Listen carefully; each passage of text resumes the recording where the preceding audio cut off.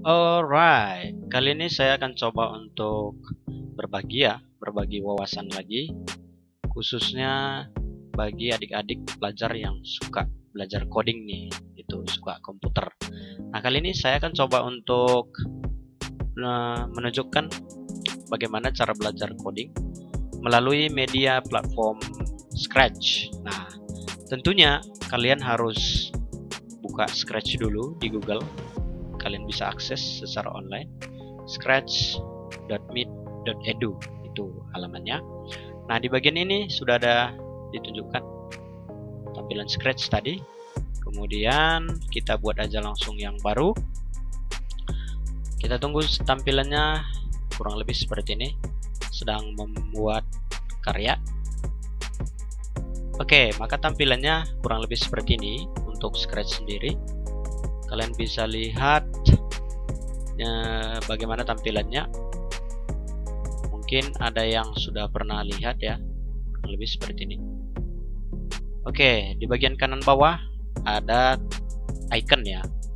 Bisa kalian pilih, itu namanya backdrops atau background gitu ya. Kalian bisa pilih banyak di sini librariesnya, banyak sekali yang bisa kalian pilih gitu ya. Ada bedroom, kemudian ada ya banyak di sana. Oke, kemudian di sebelahnya ada sprite. Ini kalian pilih apa namanya, objek yang akan kalian kontrol atau kalian kendalikan. Kira-kira seperti ini di sini. Banyak juga pilihannya. Kita bisa cari. Nah, seperti ini dia. Mulai dari animals, people, kemudian things, benda gitu ya. Banyak sekali yang bisa kalian manfaatkan di library ini. Nah, itu namanya sprite ya. Di bagian ini sprite kucing. Itu begitu kalian buka Scratch, dia otomatis langsung ada muncul di sini sprite-nya. Oke, begitu dia kurang lebih mengenai tampilannya sebelah kanan. Oke, yang di tengah ini namanya adalah scripting area, atau dimana kita bisa menyebutnya sebagai wilayah kita menyusun perintah gitu. Nah, perintah dari contohnya si kucing ini gitu. Jadi kita menyusunnya, perintahnya berada di tengah itu. Oke, kurang lebih seperti itu. Tapi sebelumnya saya akan coba tunjukkan lagi di sebelah kiri ini ada palet ya, berupa palet gerakan, kemudian suara, kejadian, dan masih banyak lagi ke bawah. Kalian bisa periksa gitu. Nah, jadi kita lihat dulu gerakan sama ini tampilan. Kurang lebih seperti ini dia perintahnya. Oke, contohnya. Jadi pada saat ini kita akan coba untuk langsung membuat background gitu ya. Secara custom kita buat. Kita mau buat labirin. Ini ceritanya gitu. Jadi labirin ini harus kita ganti dulu warnanya. Mungkin kita buat warna hitam kali ya, supaya lebih apa namanya, lebih sederhana gitu ya. Hitam dan cepat juga untuk mengganti warnanya ya. Kurang lebih kontrasnya, brightnessnya kita kosongkan aja. Pastikan isi dan apa namanya, baris besarnya sama ya. Pastikan sama-sama hitam gitu. Oke, kurang lebih seperti ini dia. Oke, kemudian sekarang kita klik rectangle di sini, rectangle. Kita mau buat apa namanya, tembok atau labirinnya. Kurang lebih kita buat gini ya. Caranya klik kiri, lalu tahan dan tarik ke bawah. Kurang lebih seperti ini caranya. Oke, lalu kita buat tembok yang kedua. Jadi ceritanya ini sprite kita akan melalui jalur yang berwarna putih. Itu ceritanya. Kemudian yang jalur berwarna hitam, bukan jalur sih, apa namanya, kita katakan tembok berwarna hitam, itulah sebagai hal yang tidak boleh disentuh atau objek yang tidak boleh disentuh oleh sprite kita. Kalau disentuh, ya mungkin saja ada konsekuensi yang bisa ditimbulkan. Nah, kurang lebih misalnya harus kembali ke posisi semula, atau misalkan ada game over, kurang lebih seperti itu. Jadi kita desain dulu sesuai dengan kreativitas kita masing-masing. Itu saya akan coba untuk gambar sampai selesai.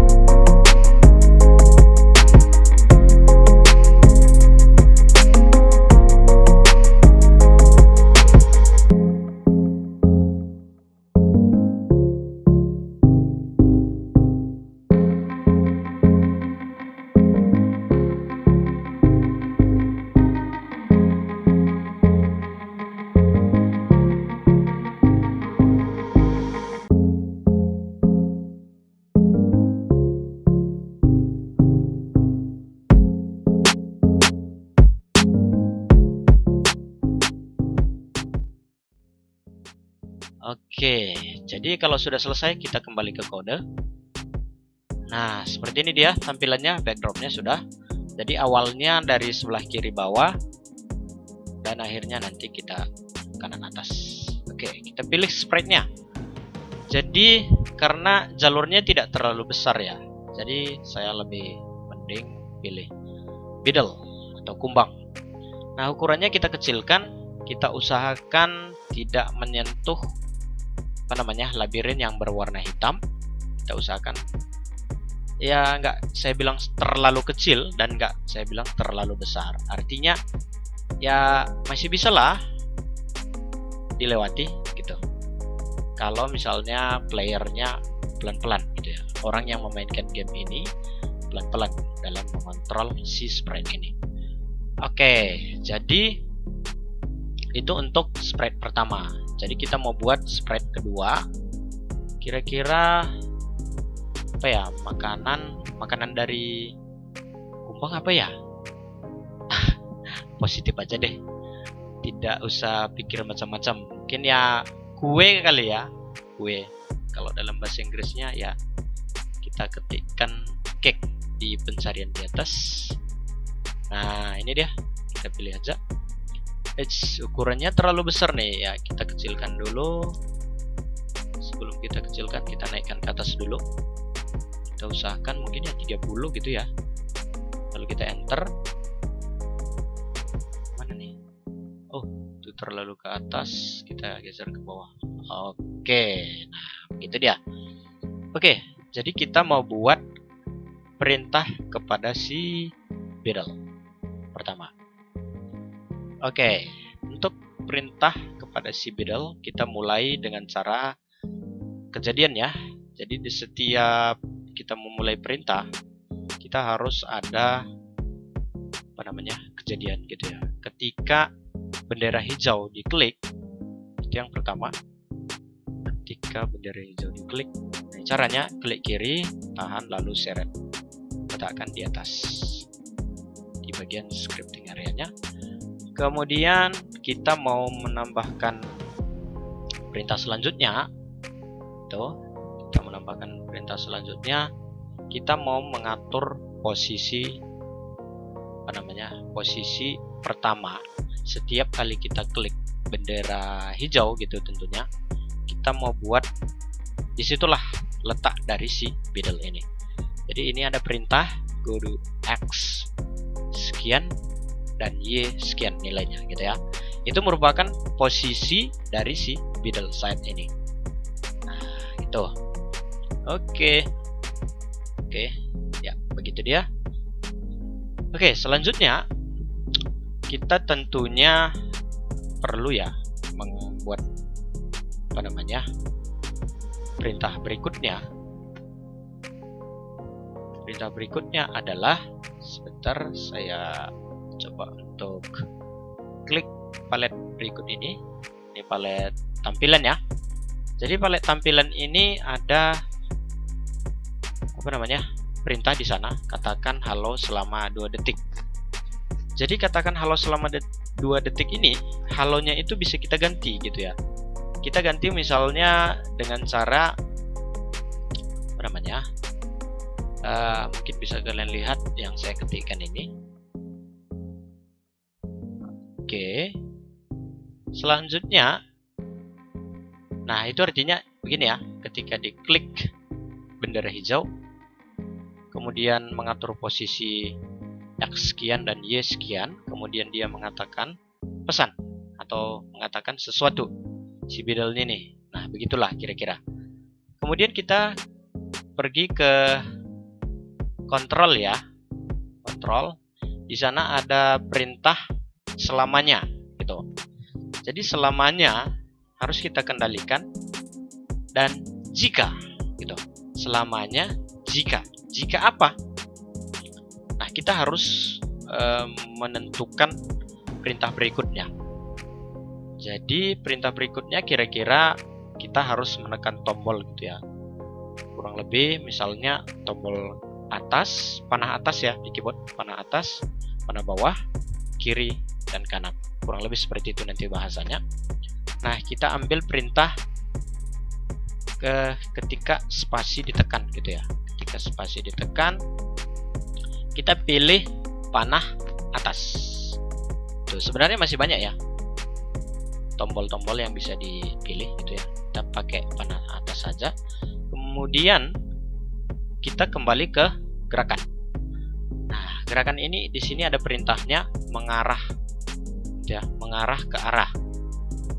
Ambil, letakkan di dalam jika. Artinya ketika kita selamanya kalau kita tekan panah atas, maka dia akan mengarah ke atas juga gitu. Ini ke atas. Oke. Jadi tinggal kita seret aja panahnya ke atas. Nah, kemudian nggak hanya itu. si beetle-nya nggak hanya cukup mengarah aja. Kalau kita tekan panah ke atas, dia juga harus mengambil langkah gitu ya, gerak gitu. Gerak, harus bergerak juga. Nah, bergeraknya gimana? Bergeraknya kira-kira ya mungkin tak 3 langkah gitu atau 5 langkah, terserah berapa langkah yang kita kehendaki. Tuh. Nah, jadi untuk lebih cepatnya nih, lebih cepat perintahnya, di bagian ini ada kata if. Letakkan pointer kalian di sana, lalu diduplikat. Duplikat atau disalin. Nah, jadi lebih cepat ya.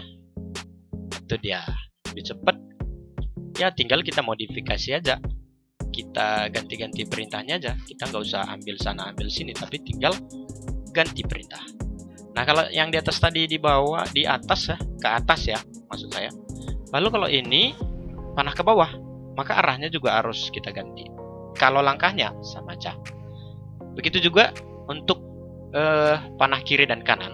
Kita langsung aja copy langsung dua kelompok perintah gitu ya, kelompok jika pertama, jika kedua gitu ya. Sekarang jika ketiga dan jika keempat. Nah, jadi jika ketiga tentunya kita harus mengganti ke kanan dan kiri gitu. Kalau ke kanan berarti arahnya sama dengan pukul 3 atau sama dengan 90 derajat gitu. Itu yang ke kanan gitu ya. Kalau arahnya sama aja. Untuk yang ke kiri lawan dari pukul 3, yaitu pukul 9 atau sama dengan nilainya minus 90 gitu. Kalau ke kanan itu artinya positif, kalau dia ke kiri berarti artinya nilainya itu negatif.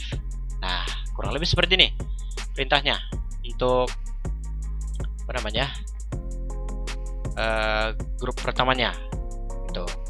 Kita tes coba. Nah, ketika kita klik maka si beetle-nya mengatakan pesan. Kemudian kalau kita tekan panah ya, panah kanan, kemudian atas, kanan lagi, atas lagi, kiri, atas, bawah. Nah, semua sudah berfungsi ya. Panah itu sudah berfungsi dengan baik semuanya. Sekarang selanjutnya adalah kita mau menambahkan gini ya, menambahkan perintah kalau misalnya si beetle ini menyentuh menyentuh labirin gitu ceritanya. Nah, jadi kita ambil perintah seperti ini. Ambil green flag selamanya jika. Nah, sama seperti konsep pertama. Perintah green flag selamanya jika gitu ya. Nah, jika apa sekarang? Jika beetle menyentuh warna. Nah, sebenarnya kalau dibilang labirin gitu ya, mau kita sebut nama dari yang warna hitam itu labirin. Nah, sebenarnya pada dasarnya itu hanya warna. Makanya kita buat kalau si beetle menyentuh warna, kita ganti aja warnanya melalui cara begini. Ini paling bawah icon ada, klik aja, lalu arahkan ke warna hitam di labirin. Nah, otomatis akan berganti warnanya. Kurang lebih seperti itu. Nah, sekarang kita akan buat perintah selanjutnya. Apa yang terjadi jika si beetle menyentuh berwarna hitam? Nah, yang terjadi adalah ya mungkin saja dia harus kembali ke awal gitu. Harus mengulangi lagi dan mengulangi lagi. Nah, begitu kurang lebih. Posisi awal tadi ingat nilai X-nya berapa dan Y berapa. Sama seperti ketika diklik green flag. Lalu posisi pertama X ada nilainya di sana. Yang jelas nilai X-nya minus dan juga Y-nya juga minus. Tuh. Lalu dia mengatakan sesuatu ya. Sebelumnya dia mengatakan sesuatu. Misalnya aduh gitu ya. Aduh. Lalu dia pergi ke posisi awal. Lalu kita tes coba. Kita jalankan dengan menggunakan panah atas, bawah, dan kiri dan kanan. Oke, kita klik green flag dulu untuk pertama kalinya. Lalu kita jalankan. Oke, dia mengatakan sebuah pesan, kemudian kita jalankan. Aduh, oke. Nah, dia otomatis kembali tanpa saya tekan tombol apapun, karena ada perintahnya bahwasanya kalau sudah diklik, kemudian dia mengatakan pesan, kemudian kalau misalnya dia mengenai si berwarna hitam ya, labirin, maka dia kembali. Sekarang kita pergi ke perintah si W. Nah, pertama klik. Ketika diklik green flag gitu ya, kita mengatur posisinya. Posisinya tentunya nilainya ada di sini, Y berapa dan X berapa. Kemudian kita mau mengatakan sebuah pesan, ini ibaratnya dimana-mana kue nggak bisa ngomong ya kan. Tapi coba kita buat pesan supaya apa namanya, gamenya seolah-olah hidup gitu ya. Ya kurang lebih seperti itu, tergantung ke kreativitasan masing-masing yang membuat gamesnya. Seperti ini dia. Oke, coba sekarang kita buat, kita kontrol ya. Kontrol konsepnya seperti yang pertama juga. Selamanya jika apa? Jika misalnya si apa namanya, sprite pertama atau si Beedle ini menyentuh kue gitu ya, itu perintahnya nanti. Lalu ada yang terjadi sesuatu. Nah, apa yang terjadi? Yang terjadi ya misalnya kita katakan si kue ya, si kue mengatakan apa ya?